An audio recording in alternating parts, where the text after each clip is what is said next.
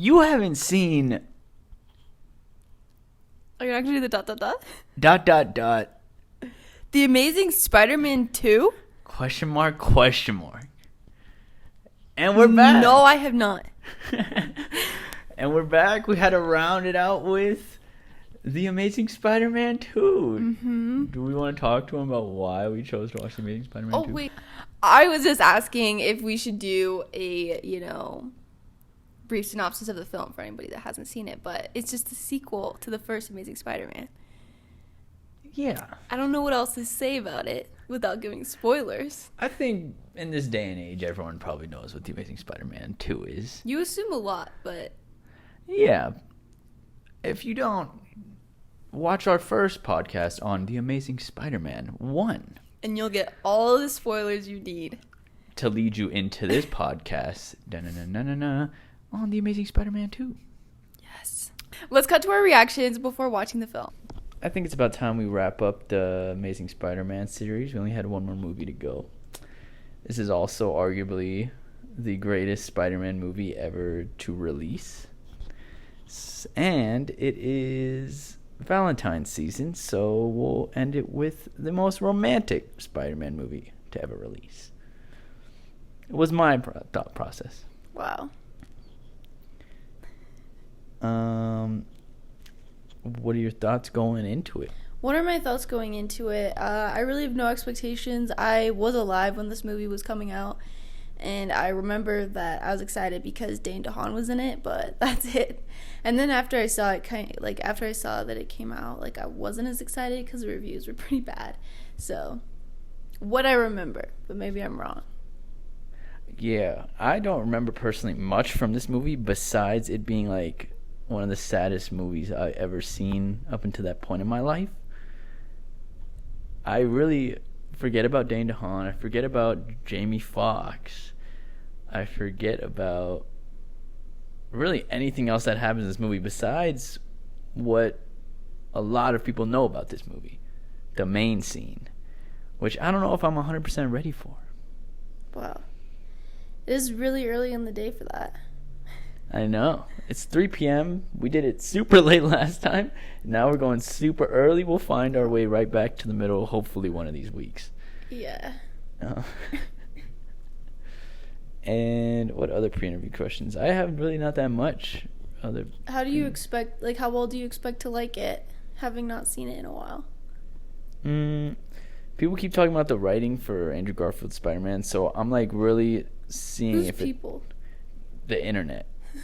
Oh god, yeah, Andrew Garfield did what he could with the writing. I was like, bro, I'm gonna see if it just fell off from the first movie, because the first movie, we are not gonna talk about writing when Tom Holland's Spider-Man are how they are. Do not tell me Andrew Garfield's writing was bad.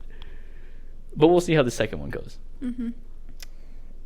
And do you have a rating you expect to give it after you watch it? Well, actually, I already know what you're gonna give it a 10 out of 10. I'm not trying to pre-rate it. You already said in the first interview we did, the first podcast we did, that you had to save the 10 out of 10 from that movie to give to this movie. I'm not trying to pre-rate it. Come back to that. I do have high expectations. I really hope that they're not let down. Now that we just watched the film, what are your initial thoughts? Here we are, and we're back. Hello, everybody. Do you want to tell them why we watched The Amazing Spider-Man 2 this week? This is actually your movie that you picked, so I want to know why we watched it. We were juggling Valentine's Day movies, and the first one we picked was obviously Brokeback Mountain.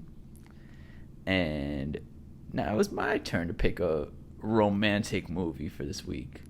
And I really had no other choice but to pick the most romantic superhero movie ever made. And do you still stand by that statement? There were a lot of statements made previous to watching this movie that we will have to touch on. But as of right now, it was interesting watching the movie again, I will say.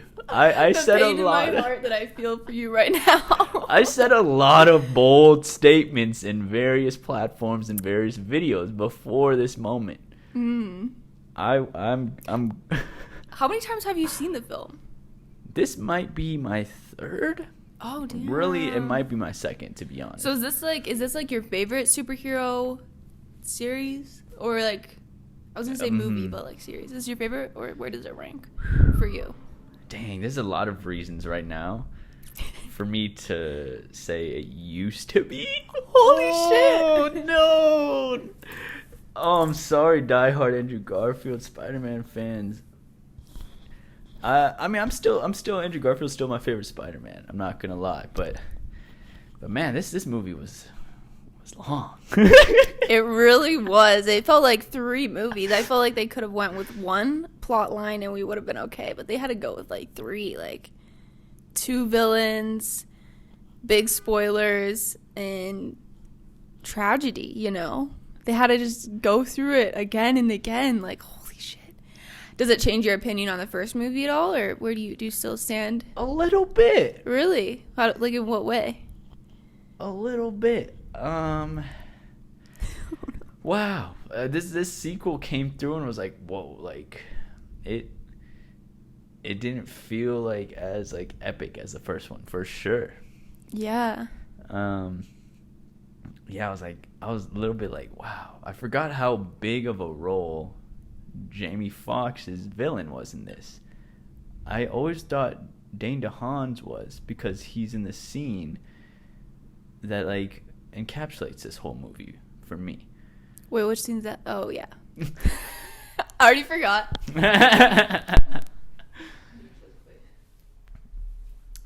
So, yeah. I've been saving this whole day for this very moment right here. I gotta show you one sec. God. Hope everyone can still hear me. So, Kezia, I walked in. And Kezia was like, "What's up?" And I was like, "I dressed for today." And she was, what is that called? Not Didn't give a shit. Enthused at all. Like, oh yeah, cool. I was like, I thought it was a cool outfit. Also, Kira basically picked out this outfit for me, so I'm not gonna take all the credit. I'm not gonna take the credit for this either. Yes. Wait, is that actually a Spider-Man costume? Is it actually a Spider-Man costume? Or just no. like a... Oh. No, it's just a sweater. But look, I got the thumbs, angsty. yes. But no, because like, well, I guess like he would have been wearing like a navy jacket. I'm still thinking about that outfit right now. He's wearing a navy jacket to hide the Spider-Man. But I was thinking that was like actually a Spider-Man costume. That would have been so funny. Imagine that you were Spider-Man, but you cut holes into the Spider-Man like hand. I mean, I guess they already have hands, but like, yeah. Everybody's gonna know you're Spider-Man. Yeah. Sick. But yeah, this is all Kira though. I'm not gonna take the credit for this. When did you get this jacket? And have you always had holes in there, or did you cut them out? This is my costume for Halloween. Okay, see, that's why I thought it looked like Coco. Yeah. And I was like, you're just dressing as Coco again? I guess it's a common outfit. Yeah, I guess so. Yeah. But yeah, then we cut the holes and yeah, no. Nice. Yeah. Well. I thought that was fun. Yeah. What a movie. Yeah. How does this compare to the first one for you? I think, as you said, it's like definitely not as grand as the first one. And I could tell that from like the very first scene. I don't remember what the first scene was, but it was like pretty big. Like he was like swinging through and like fighting crime. And it just wasn't as big as like the other scenes, you know what I mean? Like it didn't feel like the first movie at all, just like the way they filmed it, like the color grading and the lighting seemed different. And there was just like, even, you know, at the end when it's like really sad, they have that like montage where you see him going through the seasons, like that like wasn't even as angsty as the first movie. You know what I mean? Yeah. It was weird. Like I definitely didn't get the same energy from it in that way. Yeah, I felt it was a lot more they relied a lot more on like computer graphics, and like it just felt less real, and the fight scenes weren't as like raw, and I looked up the director because I was like, it was like so dramatically different to me that I was like, it has to be a different director, but it's the same director. It's Mark Webb. Yeah, but I didn't look up the DP. So, I don't know. It might be someone different. There's a lot of Dutch angle shots for sure. Which I could feel could, like, work for this, but it's just, like, I don't know. It definitely seemed like the other one was, like, somebody really cared about Spider-Man, and then this one, like, they didn't give a shit. They're like, let's just, you know what? He's went through a lot of shit in the last movie. Let's just triple that in this movie. Let's just make it even worse and wait till the end. You know what I mean? Like, really just wait till the end. So then everybody's like, holy shit, will he ever get a break? Yeah. Oh, one point I was going to talk about, though, was how many slow-mo shot sequences there were in this. Word. There were not any in the first one at all, were there? These were like Quicksilver level ones. You know what I mean? Yeah. You know the part when he's, like, getting the electricity and, like, the people are going to start touching the handrail? Yeah, and it's like, yeah. Which is cool. That was, like, legit in Times Square. I don't know if it filmed in Times Square, but I've been on that, like, thing that he saved people from.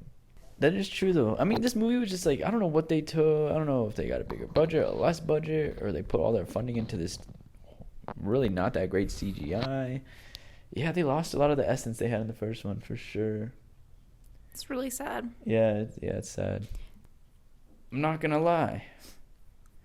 Not a fan of Jamie Foxx in this movie. I'm not gonna... Ooh. He had way too prominent of a role for this movie. He, like, I appreciate that he had a character. And it was an extreme character. Like, I can't remember the last time I've seen a character like this in a movie of this scale. You know what I mean? He's a very particular type of taste in the fact that he's, like, so obsessed with Spider-Man, and he's fucking awkward. He's, like, the most awkward character I've seen in a while in something like this. And yeah, he definitely feels like he has a bigger role than he does in a way. Which makes his whole, like, character arc so weird because it happens, like, really quickly. You know what I mean? Like, sometimes you think about characters and you're like, oh, that's so cool. Like, Tarantino movies, for instance, like, oh, that's so cool. They all have, like, characters, like, really cool characters. But, like, it makes sense for his movie because I feel like everybody does. But it doesn't make sense for this because he, like, had a bigger part to me that felt than Harry. Even though I think they were on screen the same amount of time, it just was weird. Something about it, his character was weird. Yeah, it just didn't land. Like, the whole time I was like, oh, my goodness, because you don't really understand. I feel like I understood more of Harry Osborn's backstory than his. Yeah, he was just, like, obsessed with people knowing who he was. Like, I guess they were trying to portray him as, like, a person that, you know, doesn't get a lot of attention in their life. But it just made him really sad and not in, like, oh, I feel empathetic for him. Like, we all understand that, but, like, I don't know. Yeah, like, we didn't really dive into his, like, any more of his backstory besides, like, people really ignoring him and not treating him, like, with love, I guess. But, like, I don't think they showed anything that showed he was, like, a really good person. Yeah. You know, it's not like he was, like, bad, but he wasn't necessarily, like, anyone, like, great. Like, yeah. He just was, like, a fly on the wall. Like, yeah, it was strange. I feel like Lizard from the first one, like, I empathized way more with as a villain, and he was way more, like, real and raw. Like, it was, like, hard, it was, like, very, like, digital, like, this one. I mean, yeah. Of course, like, Electro is going to be, but it looked bad. Like, yeah, I was like, man, like, this is, like, just too, like, it just didn't feel real. Because the other one, you know, had the huge lizard man, but, like, he felt real. Like, when I was saying, like, he felt more real than stuff now. So it's, like, weird seeing this, which is, like, a 2-year older movie, and, like, it looks worse.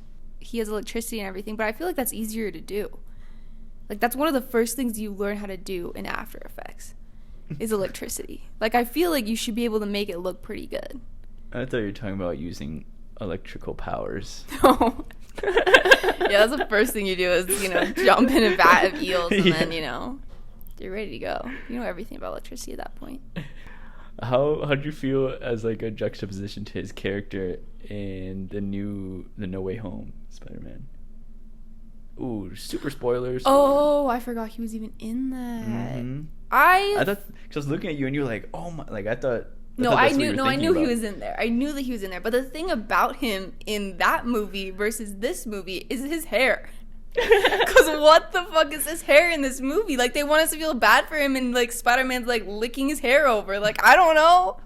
really feel bad for him. It's like, dude, just shave your hair. But in the other movie, I don't remember, but his hair did not look like that. Homie had a fresh cut in the other one. Did he really? Yeah, this shit was edged up like fucking. Yeah, like he was like Jamie Foxx in the other one. I don't know who this guy is. The homie in the other one was like some like gangster off the street, some thug, like some dope ass dude. Yeah, and this one he's like some awkward nerdy. No, you're right. Mm-hmm. Yeah. Yeah, no, like when he's in. Because in the other one I was like, that's Jamie Foxx. In this one, I would be like, this is a character that Jamie Foxx is playing. Like, literally, the other one, homie's fresh as fuck, straight out the barber. Like, fuck. Yeah, that's so funny. Yeah, it's wild. I knew that he was in the other one. I just wasn't like, I don't know. I didn't care for his character in that one. I didn't really care for him in this one. It definitely like drew more attention in this one though, for sure. Just imagine him acting like that in the other one. I would not be able to handle it. What about Harry, or I guess the Green Goblin in this one? Yeah, Dane DeHaan. How was it seeing him? I love Dane DeHaan. I really love Dane DeHaan. I just feel bad for him. This sounds so mean, but I think there's some people that are made to be in like big blockbuster movies, and there's other people that aren't. And Dane DeHaan is like, I feel like the golden child indie boy. And that's almost where I think he, like, excels. So seeing him in something like this, which I think this role is, like, okay for him, it's probably more the direction than anything. Like, I didn't think he was, like, bad. It was just, like, it's interesting because I know he had, like, a run in the late teens where he had, like, quite a few, like, big blockbuster movies and, like, one after the other just failed. And I was like, this makes me feel really bad for him as an actor because, like, he was headlining each of them, you know? But some people just can't carry those movies, and not to say that was even his fault. I could just tell from the trailer that, like, I don't know. You know what I mean? He's not like a leading man to you. Yeah, like, I think that he definitely could be in the sense of, like, an indie film. Like, one that's not, because it's almost like you have to have, like, a big presence in a way. Like, you have to be, like, Harrison Ford or something like that to carry some of these films. And arguably, Harrison Ford is not a great actor, but he like does what he does well. Like he's not going to give a bunch of range in that sort of sense. It's getting real hot in here right now. I love Harrison Ford. Lots of takes. Love Harrison Ford. I would watch Harrison Ford in anything. I love Harrison Ford. No, these are fire takes though, for real. Do you think it has anything to do with like appearance, or is it just like a feeling? I love Dane DeHaan. Yeah, but he doesn't look like he has a very striking look, at least to me, you know. Yeah, that's not even true. Maybe part of it is appearance. I think also part of it is just like he doesn't have like a big enough energy to care. Like he almost does too much, and he's almost too. Does that make sense? Like some of the leading actors, like they don't really do that much. Like if you watch we'll just go back to Harrison Ford, so I don't like attack anyone else. We just go to Harrison Ford, and like you're like, oh, his character's pretty one-dimensional in a way. But, like, you know, the characters that Dane DeHaan is playing, like, he tries to bring more to it. And sometimes that doesn't work for things like this. That you need to bring, like, a little bit of the, you know, 2D, but not, like, it's mostly 1D. Mm-hmm. Now, I feel it's a weird line to, like, to navigate. Because, yeah, I don't know. Like, I agree. I feel like he is a really strong, like, side character actor, you know. I don't know, it's wild. Like the homie Fisher and I was talking about it before, and it's like he's in this acting class and they talk about how like really successful actors just know how to do, they might have like 3 things they do well, but they can like kill those 3 things that they do and just ride their career with like those 3 things, like, and know what time and when to use it. Which it's kind of in reference to like you saying like leading man and like Harrison Ford, like. But I still love Dane DeHaan. This is no hate to Dane DeHaan. Oh, this no, is a sure Dane not. DeHaan love podcast.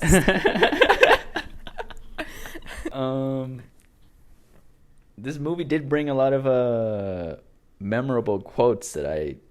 Oh, is it time for the quotes already? Previously hadn't. Is it time for the quotes already? We might as well whip them out. I've been thinking about them this whole time. Right. It's time for our quote reading. I know we have the same quote written down for the first one. You go. You're Spider-Man. I love that. Yeah. But what's the way she says it though? She's like, how does she say it? In what context? She's like, you're Spider-Man? I love that. Oh yeah, this is when Jamie Foxx is like preparing the birthday thing or whatever. He's like, "You like that, Spidey?" I'm fucking dead. This is so. Also, BJ Novak's in this movie, Yeah. which is hilarious. I don't know why I was like, "Whoa, that's so funny." Also, BJ Novak. I'm not even gonna go in on him. Well, I'm excited for him to release his new movie because he basically came from The Office and came into Spider-Man. If that makes sense. Yeah. The same exact dude. Oh, I see what you're saying. Yeah. The same character. Okay. Yeah. I'm like, yeah, it's the same guy. I know that. Same exact, like. Yeah. Jamie Foxx's character was at Oscorp looking something Spider-Man, and then BJ Novak was like, "Oh, I'm Spider-Man," and then Jamie Foxx just said, he said, "You're not Spider-Man. He's a Leo. You're a Sagittarius." Which kind of hurt Heike. I was like, oh my god. He's a Leo and you're a Sag. You're just a freaking Sagittarius. You're a Sagittarius. And actually, we both met BJ Novak, so that's why we're probably talking about him too. Yeah. We know him so well. We actually are both part of his next movie. It's no biggie. Just no big deal. He just filmed with an iPhone right above my head. Like, we'll see my head in that shot for sure. Be on the lookout for us. It's our big break, actually. Been keeping it under wraps for this long, but here's the announcement on You Haven't Seen. Can't wait till it comes out. Okay, what was this? I wrote, "I need you" back and forth dialogue. It was with Electro and Dane DeHaan. Oh, yeah. He was like, why should I trust you? 'Cause I need you. Yeah. You need me? Yes. I need you. That's funny. You need me. And they went back and forth. It was so long. A security coming like right down the stairs. I like, need you. Come it's like, on. you need me. This is hella spoilers, high key, but when Peter Parker and Gwen Stacy decide like they're just gonna remain friends and they're laying the ground rules for their friendship. So they were talking or whatever, and then Gwen Stacy was like, and then Peter Parker was like, "Oh, there's our first ground rule," and then this is what I wrote down: "That laugh, it's off the table." What? What does that mean though? Because they were going back and forth on like stuff that the other person does that like makes them fall in love with them a little bit more, you know? Oh, so it's my like, God. oh, you can't laugh like that. And then Gwen Stacy is like does a different laugh, like ha ha ha. Like, oh, I was like, oh my god. When I was 14, I must have been eating this shit up. Oh. Any more actually? I have this written down. Okay, how much? Oh yeah. We were talking about how Spider-Man pulls up on Harry Osborn, and he's like, "Yeah, I can't give you my blood or whatever." And then he gets to the point, and then Harry Osborn's like, "Okay, how much? How much do you want my money?" And then he proceeds to say, "I'm dying. You can't make me die more." I don't know why I wrote that one down too. It's in context with everything going on. Yeah, that was funny. Yeah. Yeah. Dane DeHaan's funny. Okay, so that's the end of the quotes now. But this is something interesting that I observed with Andrew Garfield. Andrew Garfield has a way of, like, every character that he interacts with, he almost makes it intimate in a way. Like, the scene with his aunt, like, it's almost like, holy shit, dude. Like, you're holding both sides of her face. You're, like, caressing her back. Like, I don't know. It's, like, I appreciate it, but it's a little bit weird because I don't think I've really ever seen another, like, actor do that. And, like, I saw, like, a couple interviews of him, like, after watching the first one, and, like, I see that as, like, part of him. Like, he seems to be, like, a very, like, you know, touchy person, I guess. But, like, it's interesting because, like, him and Aunt May, like, he has the same amount of chemistry with Aunt May that he does with Gwen, that he does with Harry, that, like, it's like, interesting, like, what he brings to each of those, like, relationships. He's a very loving person. He's made his way into probably my top 3 favorite actors. Damn. For sure. What's your favorite movie with him? Oh my goodness, man. I've just been watching The Social Network a lot recently. That's why, like, I can only think of The Social Network right now. But he was amazing in Tick Tick Boom, which he's apparently, Enrique told me, he's Oscar nominated for Best Actor. And all my energy is going towards him to win. Man, I hope he wins. We should watch, like, the Oscar nominated, like, the top Oscar nominated ones. That would hit. Yeah. Who's down? I just thought that was interesting. Did it not, like, come across to you as that way either? Like, he personally has equal amounts of chemistry with each of them. I don't see it being reciprocated as much, although some of the Harry scenes, I was like, they're like walking up the stairs, and like the way they filmed some of that was just like kind of romantic in a way. I was like, okay, what are they like? Where is this going? The bromance went crazy. Yeah, they were like, I don't know. I was like, this would be interesting. I can see that. It just really made me want this like Spider-Man Deadpool movie. Like, I really want that movie so bad. Like after... With Andrew Garfield specifically. Yeah. Yeah. That's what I'm putting my energy towards. Describe to me your ideal sequel then to the first one. Like, what to you would you want to see?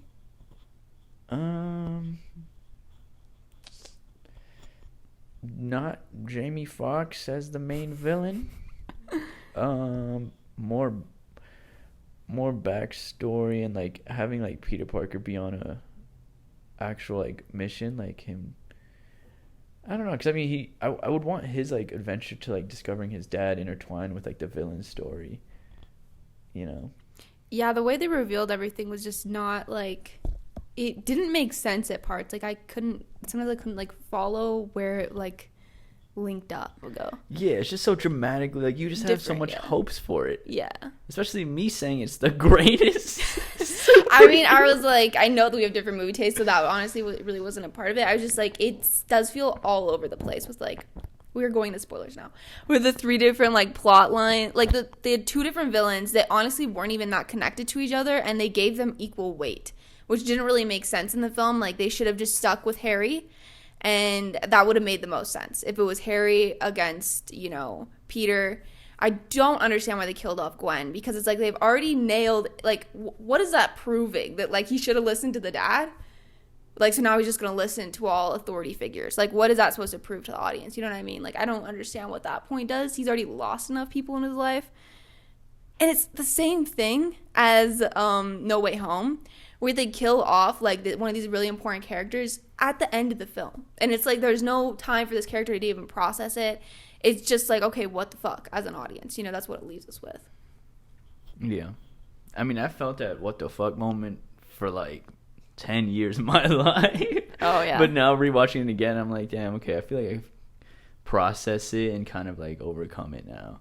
Would it make it into your, like, top 10 most tragic movie deaths? No. There's, I'm thinking, like, what superhero ones would. I definitely think, like, Iron Man, because, you know, definitely Iron Man. Would it make it in your top 10? Me personally? Yeah. Yeah. Yeah, it would. It might have dropped a few notches after today, but it'd still be in there somewhere, hanging around, like, the 5 to 9 mark. Yeah, well, I feel like when you don't know that it's going to happen, and if that's how you view it the first time, like, it's like, what the fuck? But I've known that for a while, so, yeah. I'm, like, trying to think of other tragic deaths in superhero movies, but... Yeah, a lot of the recent ones really Uncle don't Ben? hit. What about Uncle Ben is in the top 5, for sure. And Gwen is lower? In terms of superhero, top 3. So what's your number 1, Gwen? It used to be probably So your number 1 most tragic superhero death was Gwen, for Gwen. sure. Was. Who is it now? Let me think. I can't think of any right now. Can you throw some at me that you remember? I'm like... Iron Man. I don't even know how that cannot be in your top 10 when you've said Iron Man is one of your favorite superhero movies. You've not seen this man struggle through shit. Next death. Going back to, like, the trauma and, like, everything, they really, like, make it super heavy on the Spider-Man, but they also make it heavy on, like, the Tom Holland one, in the sense that, like, he's been through, like, all these wars and stuff like that, and he's seen a lot of deaths, and if like, of all the Spider-Man, he feels the most like a kid. So it definitely, like, you're like, wow, that's a lot for a kid to go through. So I don't really understand why they do that every time, you know what I mean? Like, I don't know. I mean, I think part of me is that's the reason why I like Spider-Man so much, because he feels like the most, like, real. Because, like, of those reasons. How many people do you know have, like, witnessed their parents like abandoned them, their aunt died, their like, you know, uncle died, their mentor died, their best girlfriend, their girlfriend died, like, you know what I mean? Can shoot webs out of their wrists. They're like 16 years old. Like, I mean, spider. It definitely happens. I just am like, why every time? Like, you know what I mean? They've had 3, so I feel like they should go a different way. I have a big question in relating to Spider-Man. Like, in my eyes, Andrew Garfield like transcends like the Spider-Man like Tobey Maguire. When he was first Spider-Man, he was solidified like as Spider-Man for his career, and still to this day I like consider him like Spider-Man, you know. But Andrew Garfield like surpassed that, and now I can see him like he's amazing in all these other movies. And then I think Tom Holland's like in that same vein. Like, Tom Holland's definitely Spider-Man, but like he's out here doing like other movies too, and can like transcend that career. I don't know if you feel the same way about Tobey Maguire, and why. I think the reason you might feel that way is because Tobey, like, that's one of Tobey's biggest hits, and so you're just gonna remember. I think it takes time, you know what I mean, to like figure out what somebody's known for. So I think like Tobey, it is Spider-Man, just because like that's what he's most famous for. I can't name another movie that he's been in besides like The Great Gatsby. I don't know if they transcend Spider-Man. Yeah. I feel like at the end of the day, unless they do something bigger than Spider-Man, that is what they're all going to be known for. To be honest. Oh, really? Like, you don't agree that Andrew Garfield and Tom Holland transcend Spider-Man? No, not unless like they win Oscars for something else. And even then, like, it honestly has to do with whatever their most famous movie is. So to me, like, when I think about all of them, I do think about Spider-Man. It's like the same thing for like Chris Evans or like Robert Downey Jr. Like, Robert Downey Jr. has been in a lot of different things, but I think everybody's gonna remember him as Iron Man just because of like how long he played the character. Mm-hmm. You know, even if he does other bigger, better things, which I mean, I don't know. You know. Yeah, no, definitely. Do you have a superhero movie that everyone should see? I think it depends on what type of movies you like, you know? Like, you need to let me know what your favorite type of genre is or what your favorite movie overall is, and then I'll try to recommend you, like, a superhero movie that I think that you would like. Oh, I haven't seen it on Netflix. I'm not going to know. Okay, The Social Network. Oh, my God. I don't want a superhero movie recommendation off of this Social Network. Go. I want something along the lines of, like, Oh my God. Give me something like Black Widow. Let's talk about our favorite movies of recent times. Black Widow did its thing. We're not even playing the game. What the fuck? Oh, you want something not superhero? You took a superhero movie. I'm supposed to recommend you a what? Rush Hour. You haven't seen Rush Hour. Hereditary. What? Okay, well, that's the thing is there's not like many horror superhero movies, but the one Coco. Well, I'm on one right now. Hereditary. Oh, you got me with one. Okay. Hereditary would be like Birdman or like Chronicles. I think would be like the closest superhero movie. But see, neither of those are Marvel. But those are like my favorite type of like superhero movies. I've seen Chronicle. Or like, yeah, we should watch Birdman because that one's fucking great. That also has Emma Stone in it. I think I told you that. I'm down. I don't know what other ones there are that are like super. I guess like Logan. That's like a kind of grungy one. That's like the most grungy that they really get though for like. Did he die? Did he die? Did you watch it? Nah. You haven't watched Logan? I wasn't gonna recommend it, but you haven't watched it? What? We have to watch Logan. That's definitely one of my favorite superhero movies. Is that top 5? It's top best? Whatever superhero movies. I don't have top 5s of my superhero movies. Should we rate it? It's time to rate the film. Do I go first? Here we go. This is gonna hurt. But yeah, you go first. I feel like I'm being a little bit generous because I do like this Spider-Man. I'm gonna give it a 6 out of 10. I was gonna say the same thing. What? Oh, gosh. That sucks. That's tough. It's like mid-ground. I would definitely watch it over like Ant-Man. You know? God, I hope. Because Ant-Man's kind of like a 4 or 5 to me, so it's like... Ant-Man literally probably is like a legit 1 to me. Like, I usually would not rate stuff, but if there's a bottom, it's Ant-Man. That's literally the worst superhero movie you've ever seen. Probably. Yeah, this one hurt. I revoke my statement saying that this is the greatest superhero Spider-Man movie ever made, because it's not even better than the first one. Would you change your rating for the first one? Probably. First one's a definite. I would hit that with a 10 for sure. Yeah, I forgot what I said last time. I think it's a 9.5. You said 8, or you maybe did say 9.5. You were low, and I was like, "What the fuck?" Yeah, you rated it a 10. Yeah, Yeah. I'm agree with you. It's a 10. This one is a 6. But really an iconic scene though with Gwen Stacy's death. That shit's still Iconic. Good. Iconic. But yeah. Yeah, it's depressing. What's next on the list? We should do like a comedy, like a pure comedy. Yeah, or we should figure out how to plan out these like Oscar ones. Oh yeah. Maybe we do one more film and then we do Oscars. What comedies do you have that are different ones? Rush Hour. Okay, that are SpongeBob different SquarePants. You were suggesting the same films. I really want to watch those. Okay, mine, I guess I'm offering up are Kick-Ass, What We Do in the Shadows, or Strictly Ballroom. The Bronze. That's actually a fucking funny one. In a bad way. It's really bad, but I kind of liked it. For one scene. Fuck. Said too much. Also, this new Pam and Tommy show we're watching right now. Holy shit. There's a lot going on there. There really is.